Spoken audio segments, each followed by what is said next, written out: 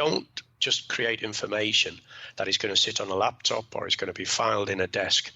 You've got to look yourself in the eye and say, okay, is this actually having any kind of impact on the field? Will it impact on performance? And is it something that the players and the coaches will truly value?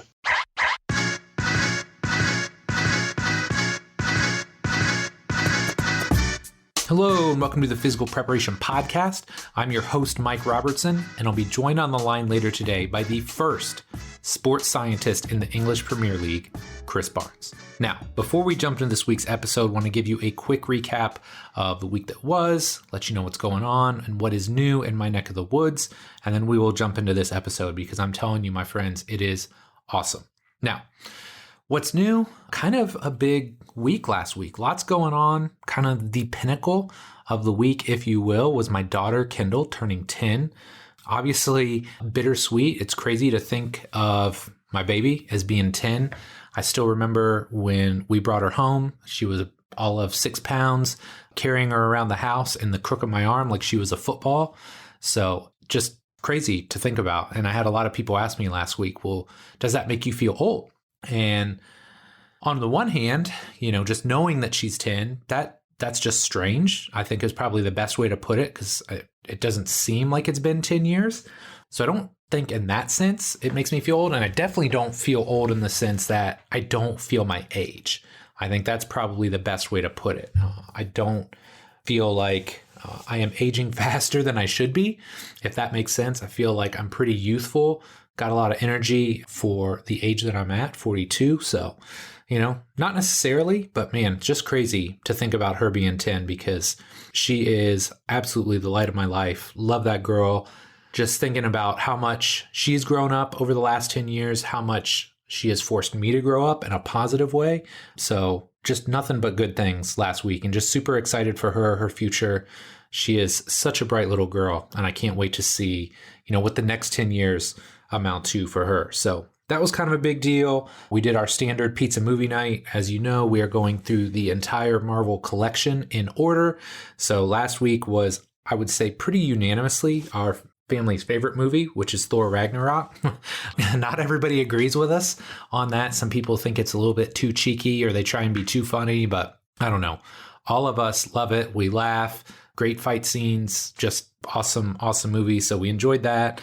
We're going through the WandaVision episodes. So if you're a Marvel person and you don't have Disney Plus, I would highly recommend shell out the $12. Watch those. Watch The Mandalorian. I think it's worth it. Last weekend, we had Kendall's birthday party. So her birthday was Tuesday. Over the weekend, we had her party. So we went roller skating, which sounds totally 80s and felt totally 80s. But man, it was so much fun. All the girls in her are kind of in our neighborhood that are her age are into this right now. They either roller skate or roller blade. So it was awesome. We got there at like 11 in the morning, had the entire joint to ourselves for an hour. And, you know, you just take breaks, right? You get tired after a while. So we would skate and then they had some pizza and then they would skate a little bit more and they'd have some ice cream and then they'd skate and we'd open presents. So just an awesome afternoon. They had so much fun. It was just great. She just has a great little group of friends around here. So that makes me feel good too. Like I grew up in the country. The nearest kid my age was probably miles down the road. So it's awesome that she's got so many great little girls just in the neighborhood that she can go and hang out with and that, you know, are just really good girls for her to be around. So that was awesome. Lots of sportsing this last weekend. Cade, I mentioned this last week. He got his first 2 buckets in a basketball game. So now I think he thinks you just get a bucket every game. So, which is a good thing, right? He's not afraid to shoot it. But yeah, got another bucket the other day, like this impossible shot behind the right side of the backboard, which if you're a righty is very, very hard. I don't know how he got it to go in, but yeah, man. So he got another bucket. He was super excited. Had a soccer game indoor the next day, scored his first goal of indoor. So, you know, pretty successful weekend for him. Kendall's team, not quite as good, you know. They're just, I wish I could say they had a little bit more talent than they do, but man, she's trying really hard. I love that she's kind of into it and she's getting fired up, not just now, but also for the upcoming spring season. So she's loving that. So it was a good weekend there. Sent out all my diplomas and CEUs for the complete coach cert last week. So very excited to get that out the door. That has been kind of this looming project. And Probably shouldn't have been as hard as it was. I kind of delayed it because I wanted everything to be perfect. I got everything kind of where I wanted it to. And then it was just labor intensive from that point, between getting everything printed, hand stuffing everything, but excited to have that crossed off. I've been getting more requests lately for people to talk, or from people to talk about the book that I am reading. So I've talked about a couple books that I've read in the past couple weeks. My big one was Lifespan, and that was actually a 2-week read because it's pretty intense as far as like talking about DNA and the genome and a lot of things that I'm familiar with, but not necessarily super educated on. But felt like there was some interesting stuff in there. The guy definitely has some unique thoughts on aging and how long we can live. So if you're interested in that, or if you're looking to stretch the limits of your knowledge a little bit, I think you would enjoy it. And then last thing for last week is, I know we mentioned this on last week's show. Man, I'm into this Cobra Kai show. I know I'm a little late to the party. They've already got like 3 seasons out, but Jess and I have been diving in on those. I think we watched like 6 episodes in the last 2 days. So that was last week. As far as this week goes, it's a very kind of miscellaneous week. And I feel like once every 4 to 6 weeks, I have one of these where it's just like catch up on all kinds of random stuff. So I've got a podcast interview lined up later this week with the one and only Joe Kin.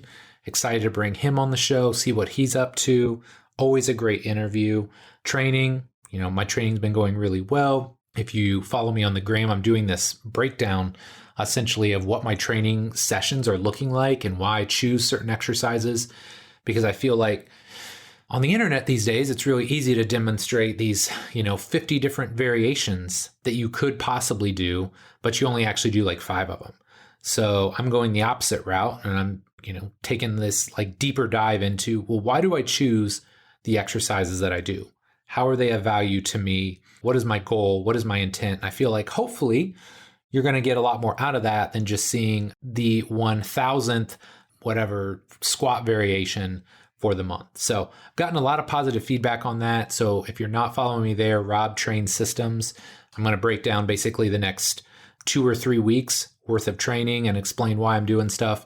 And I think probably either on iFastU or somewhere else, I'm going to do like a full breakdown of the entire program and the entire intent all in one big video. So something to look forward to there if you're an iFastU member. Just random activities. Obviously, the kids have sports going on. Cade is starting at the Ninja Zone. So he did like a trial class last week, and I just love it because sometimes as a parent, it's hard to tell your children what to do when it comes to activities and coaching. And, we go down in the basement and mess around sometimes with like tumbling and push-ups and things of that nature. But man, he did a trial class last week and absolutely loved it. So he's got that. And then kind of my 10X activity for this week is getting this webinar done.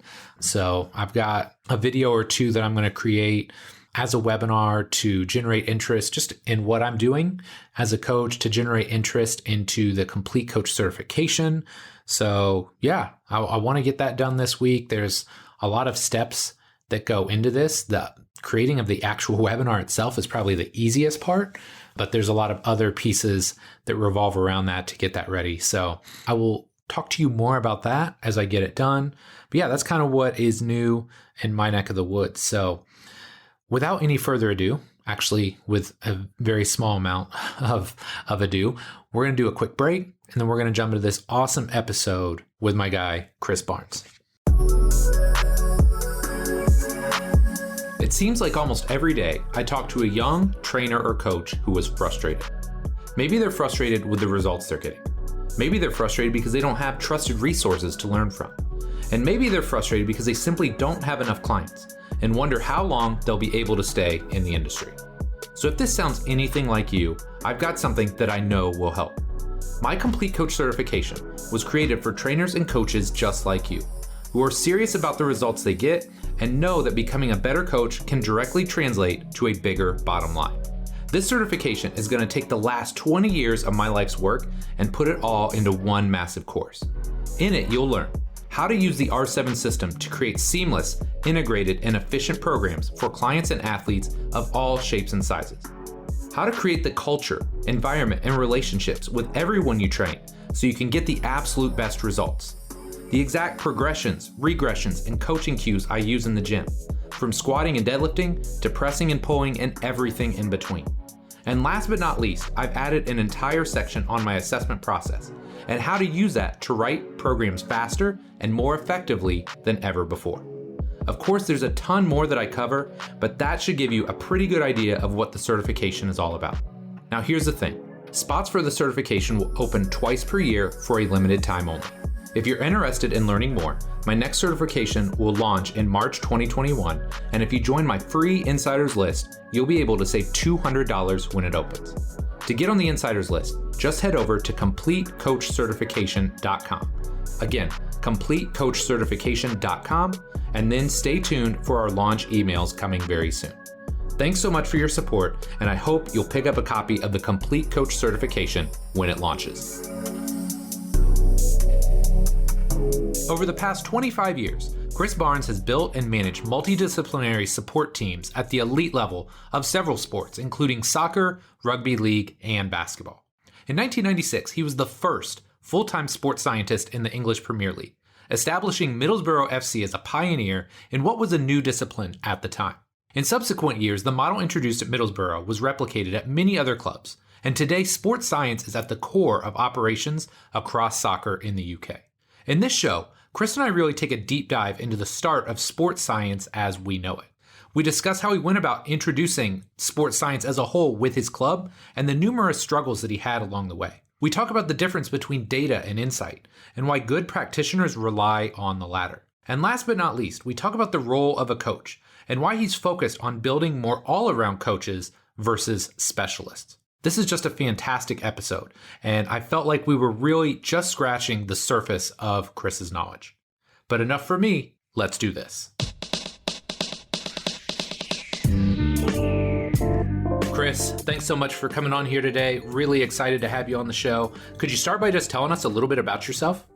Yeah, sure. Thanks very much for inviting me on, Mike. I'm delighted to be here. Thank you. So, I'm Chris Barnes. I have for the past 25 years worked in professional and elite sport, but my career goes back a lot further than that. I'm actually an industrial chemist by training. Okay. I left school at 16. The place that I was born and brought up, it's so industrial. There were steel works, there's chemical works and everything there. And everybody left school and got a trade. Very few people went to college or university at the time.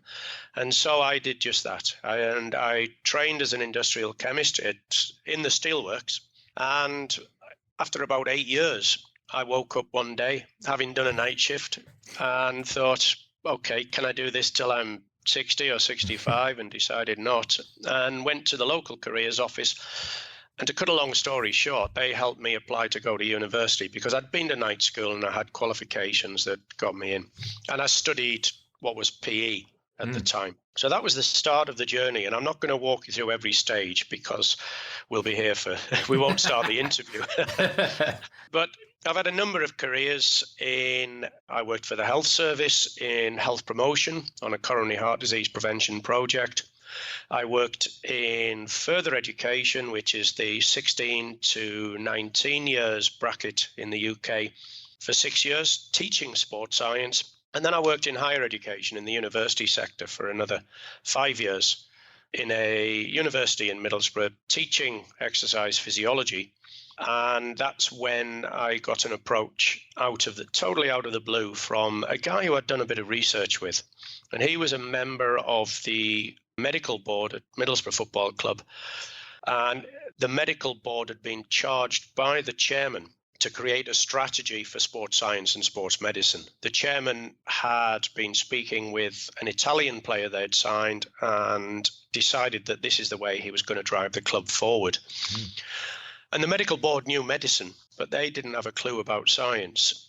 And fortunately or unfortunately for them, I was the closest thing locally they had. I'd done some research, as I say, with this guy. And we had a conversation, and it led to another one, and it led to meetings and blah, blah, blah, blah. I got involved in a project to build a brand new training ground for the football club, the English Premier League club, and to create a department and a culture and a curriculum for the players at the club, which was a fantastic challenge. So I joined the club full time to do this, a fantastic challenge. But the problem was there wasn't a script, because this was new, this was different. Right. Even in the Premier League, which is seen as being forward thinking, this was pretty revolutionary. So we went in there with what we knew, which was essentially what you taught at university. And I replicated a lot of what we did at university and tried to drop it into Premier League football. And I'm sure we'll talk about it in time. But the consequences of that sometimes were funny, sometimes were disastrous. But overall, I'd like to think that what we helped to do was create the first step in the introduction of the way that we look at football from a scientific perspective in England. I love it. I love it. So tell me, what originally led you to the world of physical preparation, right? I think you said you were an industrial chemist. So what got you excited about this path? Well, I've always played football. I've always been active. I'm your classic case of, I could pretend that I got injured and fell out of the game, because most people that end up in sports science or physio do that. Right. I simply wasn't good enough. I think actually mentally I wasn't tough enough as a kid. So I had trials with a lot of professional teams, and I spent some time with a couple of big name teams, but I wasn't good enough. So I played a lot of reasonably high level amateur football. So I always had an interest in the game. When I worked in further education, I did a lot of coaching of football, actually most successfully in volleyball. My girls' team were national champions in volleyball. And so physical performance, fitness, was always something that was a part of my life and something that I had a huge interest in. But obviously when you're working at the steelworks, it's part of your non-work life. Yeah. And there's so many people, I'm sure, today that are in that same situation, and they can't see where there might be an opportunity to pull it into your whole life. Mm-hmm. And fortunately for me, that few years that I spent in university and then being given the opportunity to move into the education side of physical performance, I guess, started to bring me a lot closer to this thing that's a real passion in my life. The opportunity to start to work in professional sport was the biggest piece of luck that anybody could ever hope for. It was totally by chance. It was fortunate to be in the right place at the right time. I think if I hadn't fielded that phone call, if I hadn't have been free, the guy probably would have moved on and spoken to somebody else. So the journey would never have happened. Right. So an awful lot of things came together in a way that certainly for me has made my life so much richer and so much more enjoyable, doing the thing that I'm really passionate about. Yeah, I love that. So last but not least, and I always ask this question because I think it's helpful for young coaches to hear about the journey that people such as yourself have been on. So obviously that was your first stop, but it definitely wasn't your last. So could you give us an idea of some of the stops that you made along the way? In professional sport. Whatever you want to do. Yeah. Yeah. I mean, obviously I've gone through, I guess, in a very whistle-stop way, the journey through life, if you like. The move into professional sport at the time was quite a risk for me because, first of all, it was a culture and an environment that I didn't know. And at the time, I had two small children. My wife was working at a local university. And with the pair of us working there, we had a good life and we had security. I had a pension. And I think as everybody is aware, the world of professional sport is a little bit risky. Yeah. And it's particularly risky when you go into it not really knowing what you're going to be doing tomorrow, never mind in 3 months, 6 months, or 9 months. Right. A big changing point, though, if you like, came. So I joined as Middlesbrough Football Club. I joined them in 1997. In 2009, we parted ways. And 2009 also, it was a huge decision for me to make was, do I look for another job full-time working with a professional sports club, professional soccer club, or do I have a go at going self-employed on a consultative basis, not having a clue how to set up a business, not having a clue where I would look for work. But at the same time, my wife had reached a little bit of a ceiling in her particular job. And it was created by me because I was keeping us bound to this particular geographic area of the country. And so I said to her, okay, I'm going to have a go at this self-employment consultancy work. And this then frees you to apply for a job wherever you wish to go. I'd actually found work with Newcastle United, which was about 40 miles from where we were living, and was loving it, really enjoying it. But then Liz, my wife, got a job a couple of 100 miles away. And so we transitioned. I had to leave Newcastle. We moved down into the Midlands.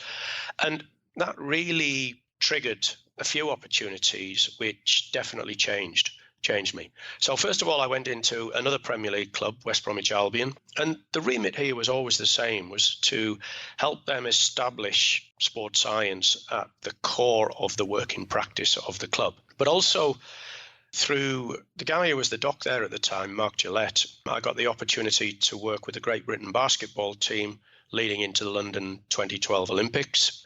And then through other people who I knew and developed conversations with, I started working in rugby with the England Rugby League team leading into the 2013 World Cup. So the toolkit that I had, I began to take and cross boundaries and begin to work in other sports with which I wasn't so familiar as I was with football.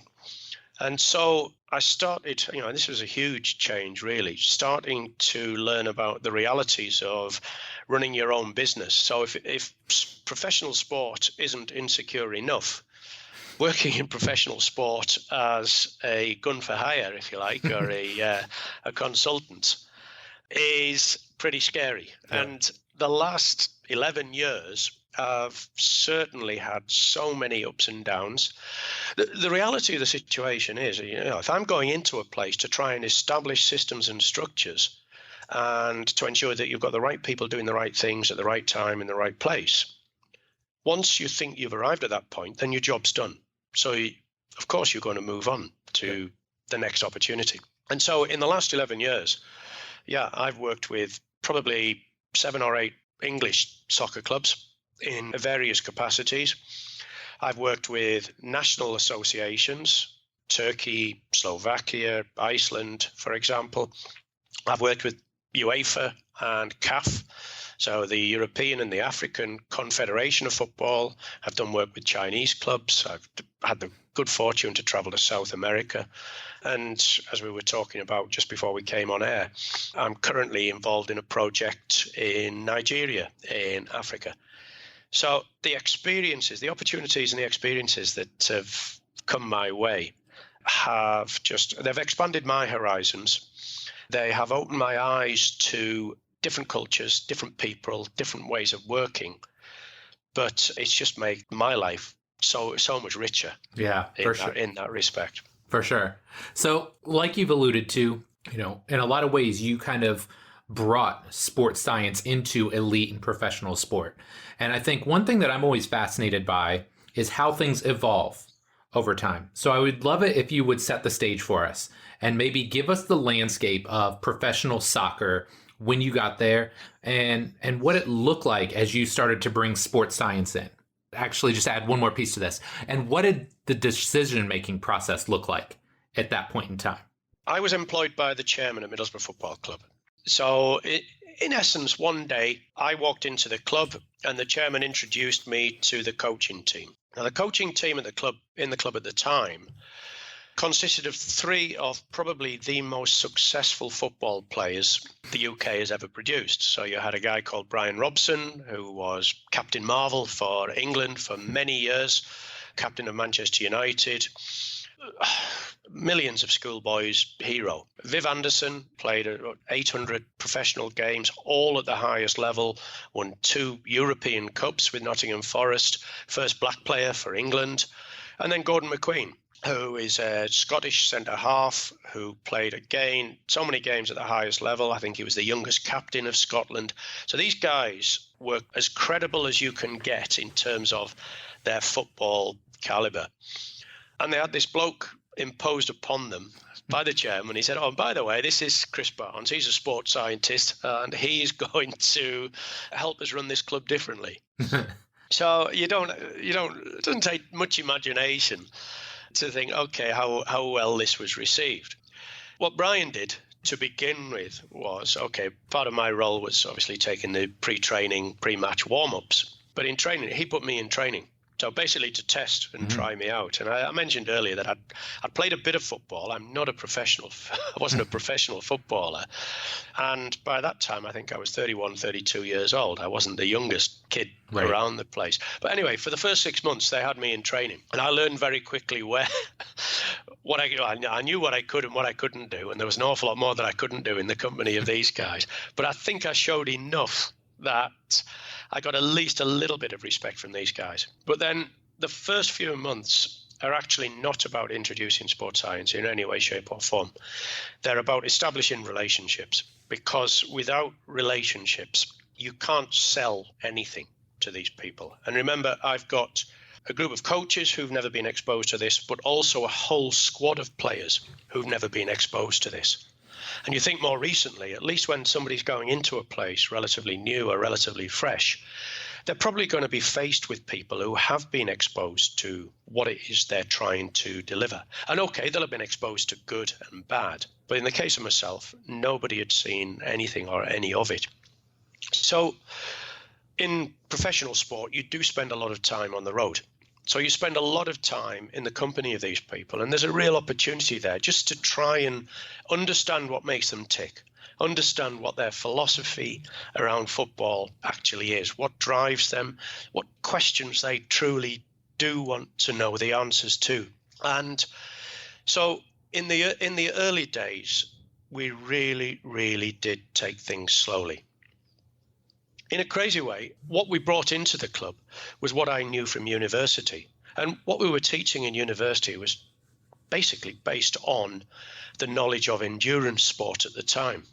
So if you wanted to test a player, you put them on a treadmill with a metabolic cart and measured VO2 max and took blood samples to measure lactate at certain points.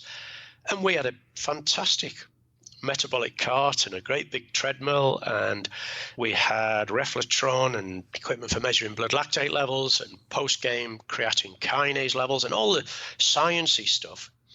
And we created an awful lot of knowledge and we created an awful lot of information.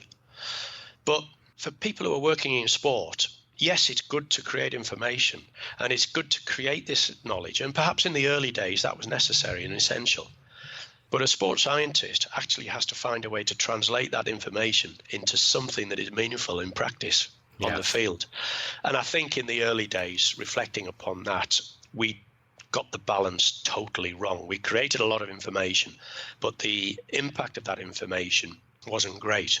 So hopefully over the subsequent period, and obviously it's quite a long time, we've redressed that balance somewhat. So now I am very much a believer in, okay, don't just create information that is going to sit on a laptop or is going to be filed in a desk.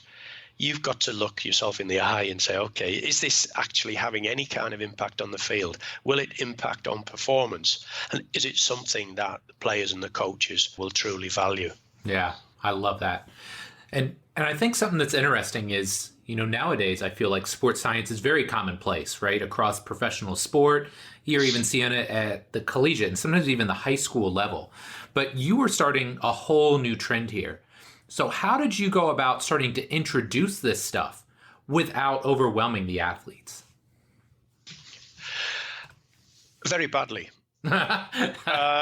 Because there is definitely a trick to introducing things. If you like, I'll draw a contrast here between the way I went about it at Middlesbrough and this project that we've got going at the moment in Nigeria. So scientists have a habit of creating, they're charged with creating information. And unfortunately, a lot of this information is quite complex and complicated. And players, athletes and coaches are, for the most part, they are super intelligent people. They're really, really clever people. And I think an awful lot of people who don't work in sport really don't grasp that. but they are very, very bright. But if a scientist comes to a player or a coach with information that is outside of their normal area or point of reference, and they try to present something that you do require some underpinning knowledge to understand, and they don't get it, the natural reaction of a coach or an athlete or a player is to reject it. And for certain, an awful lot of this information that in the early days I was taking to these coaches and trying to have conversations with the players about, and the players were really, they were so kind with me in that they would tolerate me, I guess. But quite clearly what I was doing was I misjudged my entry point. So the entry point I was going at required some pre-knowledge or understanding or education. And I also misjudged the calibration of how quickly you can introduce this information and take them on a journey. And so wind the clock forward 25 years, and we're doing this project where we're starting from scratch with a football club in Nigeria. And I think from all of the mistakes that I've made over the years, I think we are much more effectively introducing sports science into that country because we've got the introduction point right, the entry point right, and the rate at which we are going to ramp up the information that we introduce will be appropriate to the environment that we're working. I love that. Man, that's a complete answer. So something you alluded to, and I think this is fascinating because I've had numerous sports scientists on the show over the years, and I think one thing that they're all striving to do is make sports science more effective. And you alluded to this both before the show, in the show, this idea of just collecting data, right? Like more is better, more data, more data. But you talk so much about how important it is to have insights into that piece of data. So could you elaborate on that? How do you go about doing that? Are there questions that you ask yourself? How do you go about that process? Yeah, that's a great question. And you're absolutely right. It is something that I have a real interest in and a real passion for. So I've said it and you've said it yourself. In today's world of sports science in professional sport, people just create information. They create a huge amount of knowledge. And so two things. First of all, I mentioned it earlier, we have to develop the capacity to distill this information down to simple and simplistic messages. The second thing is we need to learn when to shut up. So in any sporting environment, the coach is king. I mentioned earlier, coaches are super bright. They really are. But in that environment, we sometimes get carried away with thinking that we're an awful lot more important than we are. So we create information that we think might be valuable for a coach. But he's also getting information from players. And he's getting information from his other coaches. And he might be getting information from the chairman or the owner or the media and other places. And very often there's too many people fighting for this space. So what we've got to do is make a judgment call as to whether the message we want to give today is actually important. Because, most training days, training goes well. And what we see in the information we collect is what we might expect and what we planned. So do we really need to tap the coach on the shoulder to show him we're there? Because that's all we're doing, to say, training was good today, coach, so-and-so did such and such. It doesn't matter. The time when we should be tapping the coach on the shoulder is when we see something either unexpected or something that sits outside of what we would normally expect. And then if it's a single player, actually the first conversation is with that single player. Look, we've seen that today's training went a little bit different to normal. If you've got a relationship with that player, you have a conversation, and it could be that, okay, the player's got problems at home or didn't sleep particularly well the night before, or there could be any number of reasons why, unfortunately, the player hasn't performed in the way that they normally would in training. So, okay, we'll have a conversation with the player and we'll try and find a solution and we'll try and help the player. But you don't bother the coach with that information because there's no need for the coach to know. If we see information whereby we see in a number of players or in the whole of the squad, the information is outside of what we might expect. So we've done 30% more work than we'd planned or expected, then yeah, for sure, have a conversation with the coach and mention that point. And we look to the next couple of days as to how we can maybe address this and just bring things back into normal. But then, and this is all about the building relationships with the coach. Guaranteed most coaches, when you have these conversations, will tell you where to go. Usually in 2 or 3 words, once they've heard what you say.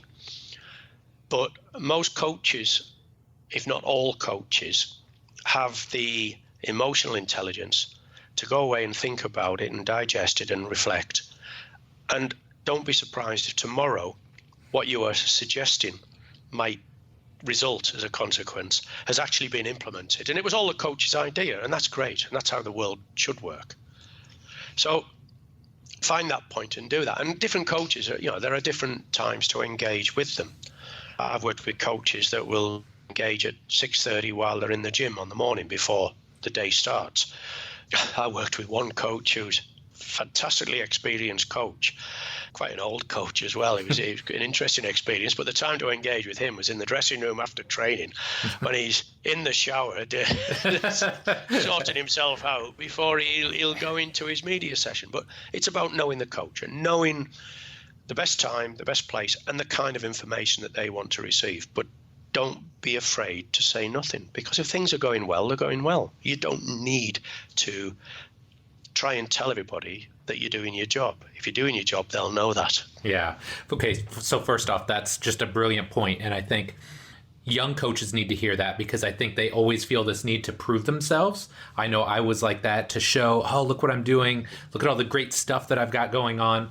But I think the second point that you made that was brilliant, and I think people need to hear this, is you don't have to go to the coach first. And it reminds me of when I was working with our local soccer team here. We had HRV monitors, and one of the guys showed up as red like 3 days in a row. So instead of going to the coach, I asked him first. I said, hey, what's going on? Are you feeling okay? Are you, is training too difficult? He's like, no. He's like, my dog's super sick and I think he's going to die. So it's those little conversations, as you alluded to. If you have the relationship and you have the trust, you start with the conversation with the athlete first. And then, like you said, if it's a team-wide thing, then maybe you talk to the coach about it. But just such a great point on your part. I love that. It's a difficult one. I mean, generally speaking, the working day of a soccer player and of most professional athletes is relatively short. Yeah. And the calibration point for a lot of young practitioners is purely and simply those 3-4 hours that they're in the training ground, in the camp. Yep. These people are 24-hour athletes, and there are so many other external factors that will impact and influence on this spreadsheet that the young practitioner is so proud of and is collecting, and is totally focused on numbers and not on feelings and on the life of that individual. Yeah, it goes a lot deeper than just soccer, doesn't it? Oh, yeah. Okay, yeah. So final question on this thread. I would love it if you would maybe give us some insight as to how things have evolved over the years. Or maybe here's a better way to put it. For people that aren't in elite sport and they don't see what it looks like nowadays, could you give them some idea as to the level of integration that's happening in sports science these days? Yeah, I mean, put very simply, when I started out, sports science was something that was very much on the periphery of sport, professional sport, because people in professional sport didn't know or understand what it was. And everybody was very wary of it. Do you know, the sports scientists didn't really understand quite how it was going to integrate. And it has taken time. And it's happened at different times and at different rates in different countries. I think sport has learned how to accept the value that it can bring. But I think more importantly, sports scientists have learned how to sell and deliver the value that they can bring. And so, yeah, I mean, the journey in English soccer has been 25 years, if you like. I had the good fortune to attend and present at a workshop that was run for NFL coaches about 8 years ago. And I was there to present about, on behalf of a technology company, in relation to the tracking of athletes. And so I had my presentation there, and there were other guys there. There was a couple of Australians and one or two from across the US. But these guys were the S&C coaches from the NFL. And so at one point I started talking about heart rate monitoring. And it quickly became apparent that the concepts I was talking about in relation to what we'd call internal load at the time were totally alien to these people, because that just wasn't part and parcel of the culture in the US in professional sport, in NFL, at the time.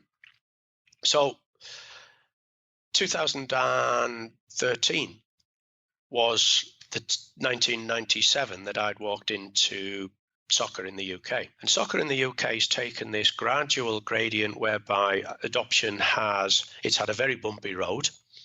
Whereas in the US, with not just NFL, but with all of the major sports, the rate of adoption has been much greater, because initially you're importing people from Australia, the UK and Europe, and having them put the building blocks in place.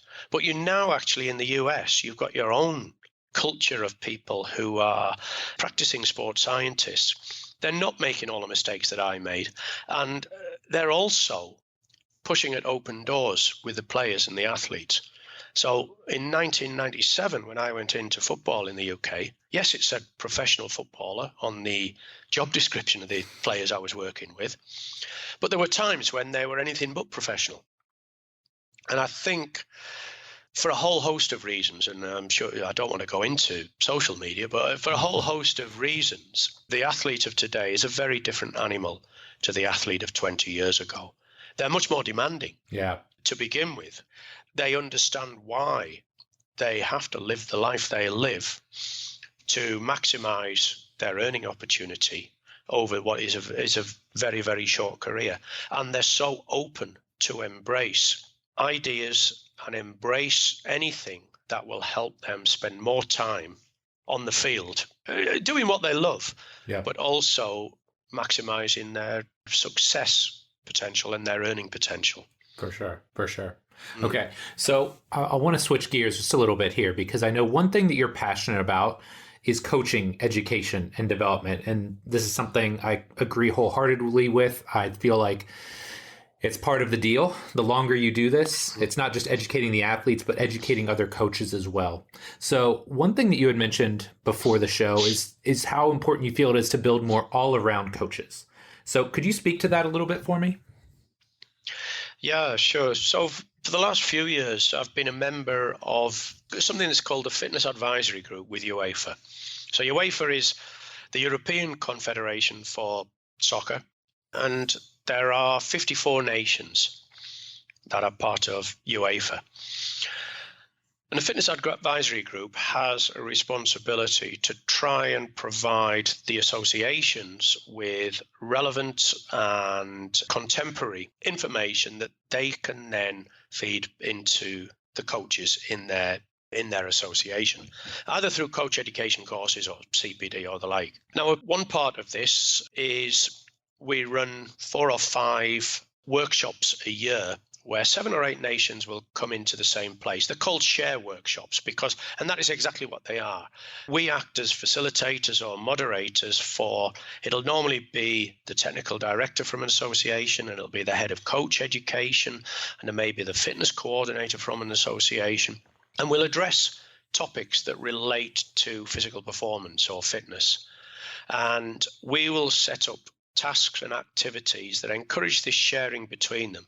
But there'll also be this little bit of us delivering knowledge that we've gained through our own travels. So hopefully at the end of this, the coach educators will be armed with a package to take back into their own association and begin to try and upskill and acknowledge the people in their association. And then the second level, I mentioned a few of the countries that I've worked in. So I will run sessions. So if we take, for example, the Turkish Association, which is an interesting one, because In Turkey, very few people do speak English, and I don't speak Turkish or any of the dialects over there. So it's done through interpreters, which adds, it creates an added level of challenge to this. But we will run a workshop, and the guys who over there who put this thing together are amazing. But we'll run a workshop over a couple of days where I will again deliver a combination of theoretical and practical activities that will introduce the coaches in Turkey to some of the ways of thinking and working. I'll challenge their own thinking in order that hopefully they can arrive at a position where at the end of the day, it's about them going away feeling a lot more comfortable and confident with ideas and concepts that they can embrace and comfortably integrate into their own day-to-day practice. Love it. Love it. So one other topic that I want to touch on is this idea of looking at soccer through a multi-directional lens, which is something I'd like to think that I've always trained my soccer players for. But regardless, why do you think so many coaches still put this just really kind of massive emphasis on linear speed development? And how do you get them to focus on the multi-directional aspects of the sport? So there's two elements to this, actually, Mike. First of all is the development of the multidirectional capability. And of late, to be fair, there is a lot more focus within professional football on deceleration and acceleration capabilities from a multidirectional perspective. Okay. So coaching of players to become more resilient and robust to the multidirectional nature of the sport. The interesting thing to me is, we live in a time when every move that a player makes on a training field is monitored. And every professional soccer club, tiers 1, 2, 3, and 4 will be using tracking technologies. All of the NFL are using tracking technologies. For certain in basketball they are. These are sports which, more so in certain positions, but overall they can be classed as multidirectional. But the people that use these tracking technologies will create, and these are the people who are creating the spreadsheets now, they create spreadsheets that are full of linear data. So if you're interested in high-speed running distances, high-speed running is performed linear or curvilinear at best. Yeah. Sprinting is definitely linear. The accelerations and decelerations that people report, if they're derived from GPS devices, generally speaking, they're linear. And people are making judgment calls on training practice and training interventions based on this data. Oh, we didn't do enough today, or we did too much today. Yeah, we might have done too much linear work, but let's have a look at the work that actually is a core part of the game that we're playing. And so quite a bit of the work that I've been doing recently, I do a bit of work with catapults, and quite a bit of the work that we've been doing recently is to try and create metrics which much more effectively represent the non-linear, the multidirectional component of soccer in the first instance. But I've now got validation work going on in handball and basketball, for example, in indoor sports. And this is not using GPS data. This is going into the inertial sensors in these technologies. So it's accelerometers and gyroscopes. That's cool. I mean, so like when I got into this, and I think Dave Tinney was one of the guys that got me started in learning all of this. And I think it was he that quoted, I think there's something like, if you look at speeding up, slowing down, accelerations, decelerations, change of directions, in a professional soccer match, it goes from 1,400 to 1,600 times in a game. Now, I could be wrong. You're the sports science guy, not me. But when you hear that number and you just think about how many times you're picking up speed, slowing down, changing direction, it's massive. And just trying to prepare an athlete to compete and play at that level is quite the undertaking. Absolutely is the case. Okay, let's just say for the sake of argument, in a 90-minute game of soccer, a player might cover 900 meters, high-intensity running. So that is anywhere between 14 kilometers per hour and 25 kilometers per hour. It doesn't take you long to cover that distance. Actually, proportionally, you're probably talking about 3% or 4% of the game to cover those distances. So what exactly is going on in the rest of the game? And what you will find is it's during the rest of the game where all of those stop, start, change of direction, change of, it's all dynamic. It's change of something. So it could be change of velocity, but it's change. And it's these things that I think from a physical perspective, we should have much more of a focus on. And I'm not saying don't focus on the linear components. Right. Of course, the linear components are important, and raw speed, raw acceleration is a key parameter for what we should be looking at, developing and monitoring. But I think by not spending enough time quantifying and categorizing this nonlinear and dynamic aspect of the game, I think we're missing a trick, and potentially in some cases, we're working our multidirectional conditioning programs on guesswork. Yeah. And one thing I want to make clear is, just like you alluded to, we're not discounting the value of the linear speed stuff. There's value in that with regards to game performance, with regards to resiliency, keeping the hamstrings healthy, but just having a more all-encompassing approach to physical preparation, I think, is really critical. I couldn't agree more. And let me just flip this a little bit, because I've had the good fortune to work. I counted for a presentation I did about a year ago. I've worked with over 30 coaches in soccer over the years. And all of these people are different, and they've all got different philosophies. I worked really interestingly. Recently, I worked with a coach who his own philosophy was based on time he'd spent at Real Madrid, working with some of the best players in the world. And with the greatest respect to the players we had in Tier 2 English soccer, they weren't the best players in the world. Right. But his coaching was all based around in decision-making and overloading on the technical side of things. So the players performed so much of their training in small areas, which means that you've got to think quicker, and means that you've got to act and react quicker in a technical sense with the ball. But what it also means is you don't go anywhere. So training consisted a lot of mechanical work in small areas. And there was a lot of this turning and checking and changing and twisting and everything that goes on from a mechanical perspective. But actually in this instance, there wasn't enough of the locomotive aspect of the game. And we need both. We need both sides. And our job as scientists is to try and work with coaches to encourage them to structure training so that we get adequate stimulus in the training. In the early days, and even for a lot of fitness coaches nowadays, they want to take the players away after training or before training and do isolated fitness work because they can be seen to be doing it. They're obvious, then their value, they feel, is realized. For me, a well-structured football training program requires very little input from the fitness coach in peripheral work because all of the boxes are ticked with the ball in training. And then the coach is happy, the players are happy, and hopefully the fitness coach or the sports scientist should be happy as well. Yeah, great answer, man. Okay, big question time. If you could alter the space-time continuum and give young Chris Barnes one piece of advice, what would it be?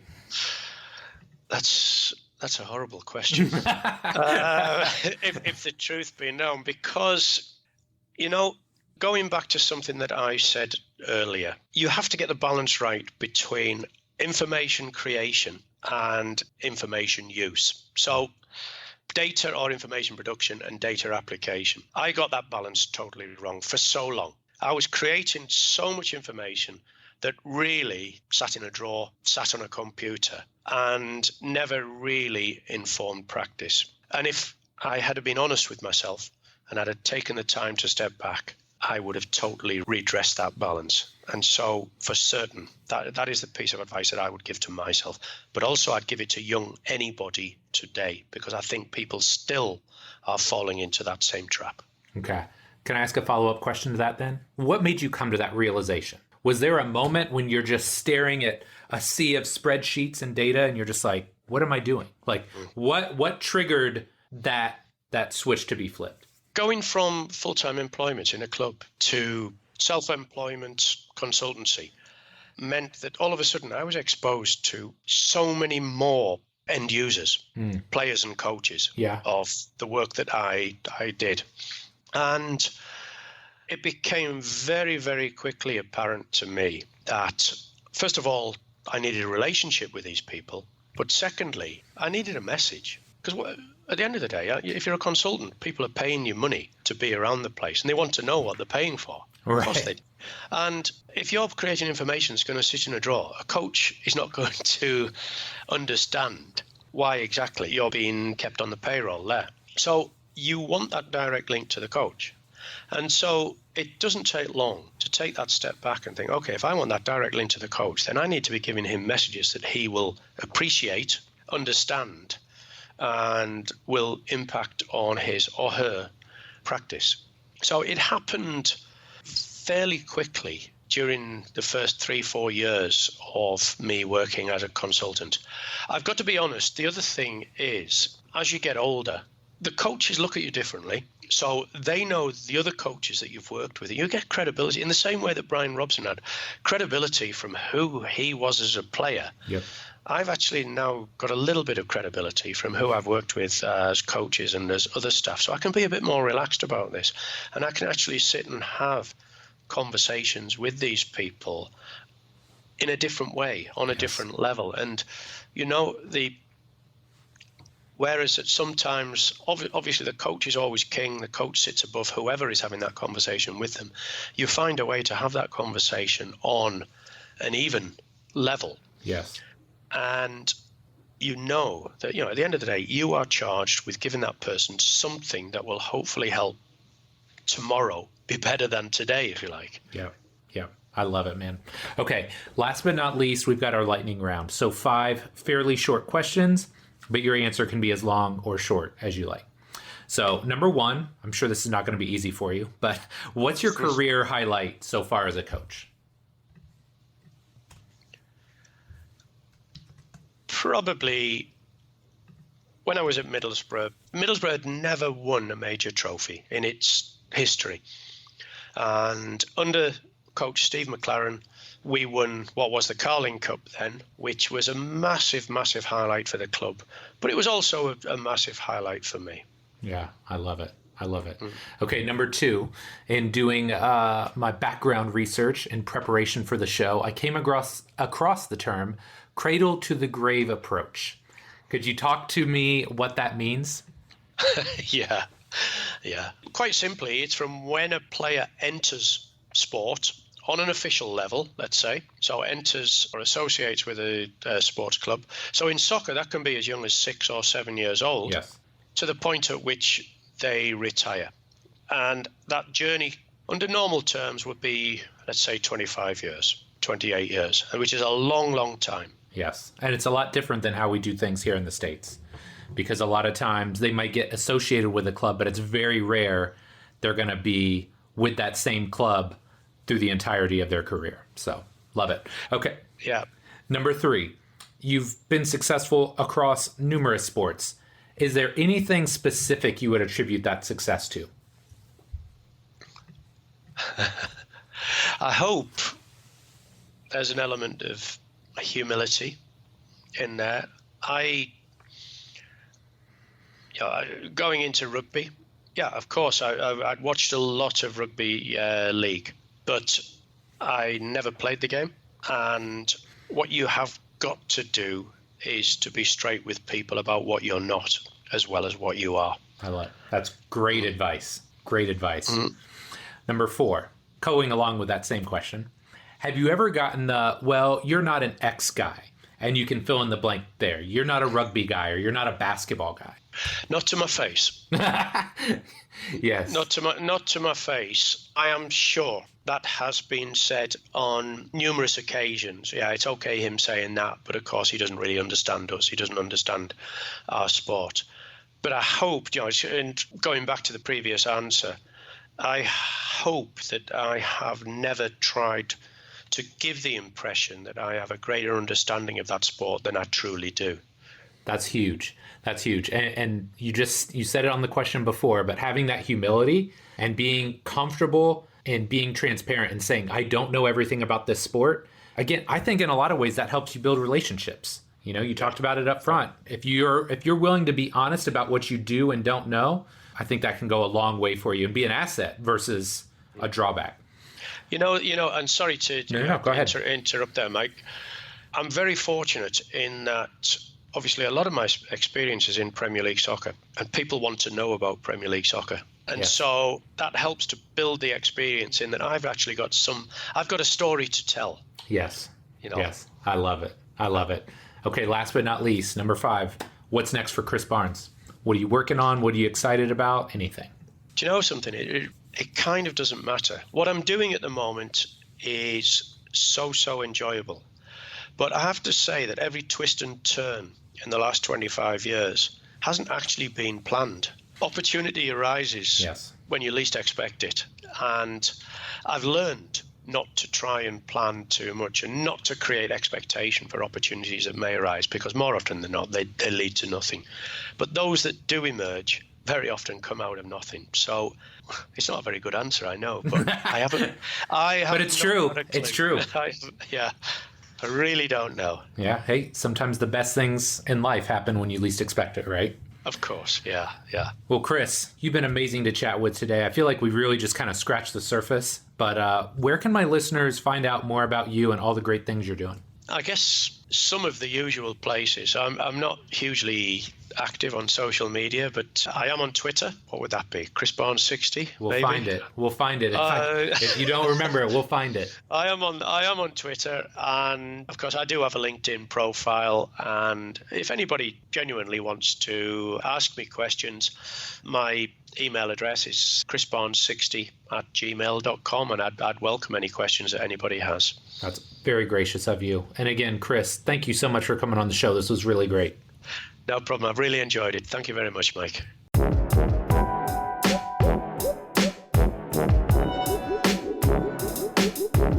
All right, my friend, that does it for this week's show with Chris. Really hope you enjoyed it. I mean, just a wealth of knowledge.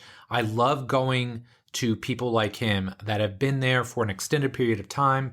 They've seen the evolution of certain areas, whether it was Donovan Santos a couple weeks ago and his evolution within baseball, or Chris Barnes, who really pioneered sports science as we know it, and to see the changes that have gone on over the last 25 years. I think it lends us a tremendous amount of perspective and helps us better understand not only where we've been, but where we're going in the years to come. So if you enjoyed this episode, please do me one small favor. If you are not already, subscribe to the podcast.